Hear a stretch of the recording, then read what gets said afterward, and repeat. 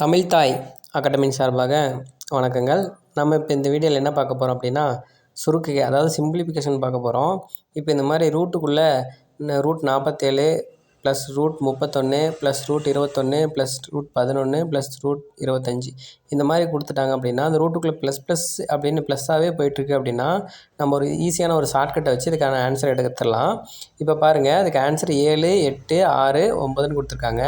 இப்போது first number 43ங்களா, root number ஒன்று சொல்லணும். இப்போது ப்ளஸ்ஸுன்னா இந்த இருக்கிற நம்பரோட அதிகமான வேல்யூவில் இருக்கிற ரூட் நம்பரை சொல்லணும். இப்போது 7 7 49. இப்போ இதில் 43 இருக்குது. இதுக்கு அடுத்து வந்து 49ங்களா, அப்போ இதுக்கு ஆன்சர் வந்து ஏ 7 7 49.